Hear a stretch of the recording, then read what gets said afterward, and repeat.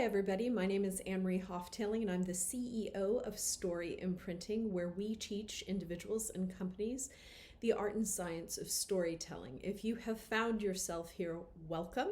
We would love for you to subscribe, comment, share our content so that the YouTube algorithm gods shine down upon us. For those of you wondering what this is all about, why am I wearing this hat? Why am I talking to you?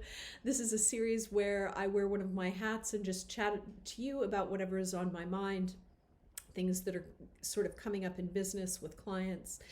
And today I really want to talk about an article I just posted today on LinkedIn called Working with a Monster. And that came out of, my birthday was July 15th. Very recently I did a free online birthday party where I offered coaching to anybody who wanted to jump on and ask me questions about anything. And there was this theme of toxic work environments, working with really not just difficult but abusive people. And I first want to say there's a real distinction, right? There are lots of difficult people who maybe aren't very warm and fuzzy, people who, you wouldn't necessarily want to spend time with, people who are just tough. Those people aren't necessarily abusive, and that's totally different. You've got to learn how to navigate your way with people who are just difficult or tough. That's a different issue. What concerns me and what I see a lot of is people who endure verbal, emotional, and just professional abuse in all of its forms. I think it takes sort of its form in passive aggressiveness. I think it takes form in just cruelty and ways in which people don't invest in others but block their growth and development. It's the way that people are belittled and made small. And the thing I really want to communicate is no amount of over-delivering, contorting yourself, over-functioning, doing more, being overly kind is going to change your abuser's behavior. Your abuser is an abuser. You have done nothing to deserve this. This is not something that you can control or change. All you can do is, if you feel so compelled and you're in the correct environment, you can report it. You can create boundaries around it. But the truth of the matter is, if that abuser's been there for some time, they have gone unchecked. And most abusers who are in any environment for a length of time, everyone's aware that they're abusive. Everyone knows they're a monster, and the system protects and nourishes that monster. And what I want you to know is that not only is it okay to quit and walk away, but it's critical for your own survival. It's really an act of radical self-love and preservation to me, to quit jobs where I think you aren't being treated well, and you're being treated, more importantly, you're being abused in some way, shape, or form. And I say this not in sort of a dramatic way. I've been coaching people for over a decade. This is wildly common. It's wildly common at all levels. It is tragically common in nearly every industry. And I think that we need to shine more light on this. I think that we need to start talking about how to stop this. Because what I can tell you is the predominant strategy to manage this is to increase your tolerance. That's what people do. They suck it up. They get tougher. They just try to bear through it. But here's what people don't realize. I've done this for over a decade. Not one person I have ever seen has gotten better from working for someone who was an abuser. Not one. But I will tell you this. Most people have sleep deprivation. They gain weight. They lose weight. Their peace is robbed of them.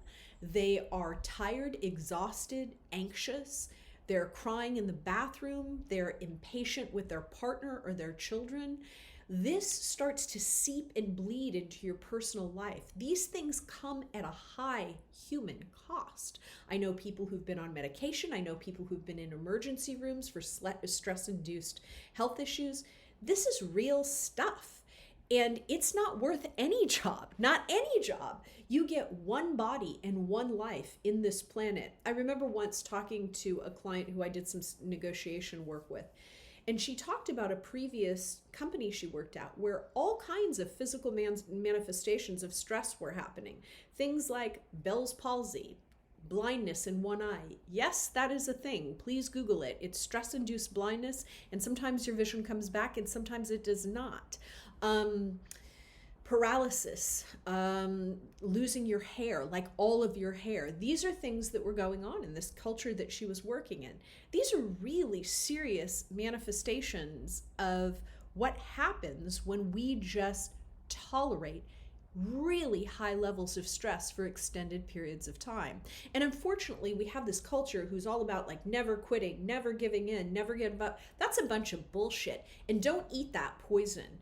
Your quitting is an act of defiance. You can get another job. And you know what? If you don't, staying in that environment will start to eat away at your confidence and your own self-worth. It happens all the time. I work with exceptionally talented, educated, accomplished people. But when they are abused for a sustained amount of time, they start to lose their way and their reality gets distorted because they're in an abusive relationship and it's a response to trauma. And I think that we have reached a time where we need to stop allowing this to happen and stop pretending that it doesn't.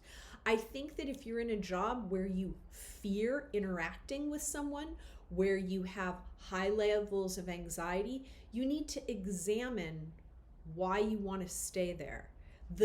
The number one thing I think you have to do is leave. Get out of that job. Now, that doesn't mean you can't stay inside the company, that you can't go through various channels to see if to see if something can be done about this person.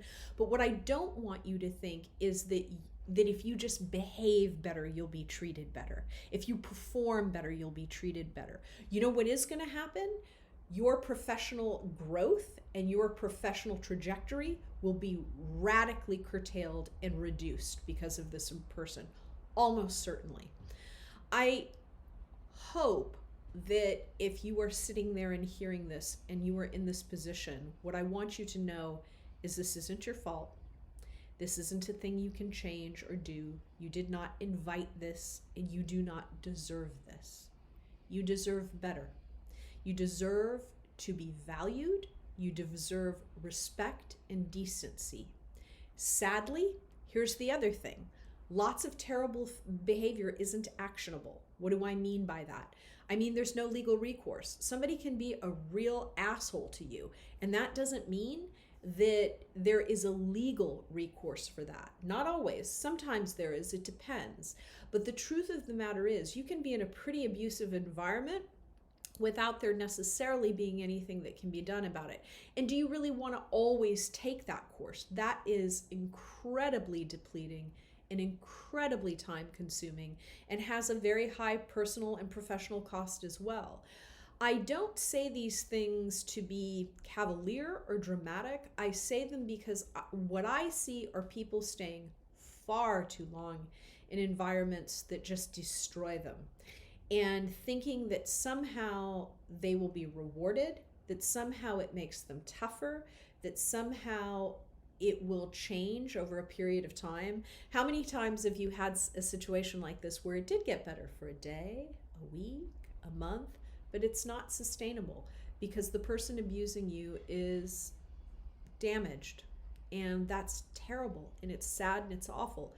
It is also not your job to fix them, nor can you. Our growth and development happens when we are ready and not a moment sooner. So I'm talking about this because it comes up so frequently.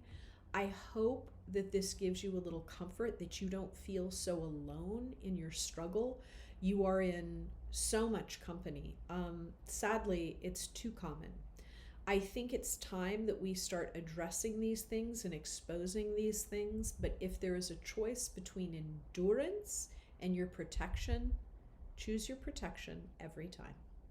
It was a pleasure chatting with you today. Again, please subscribe, comment, share. We love having you, and we appreciate you supporting us. Take good care.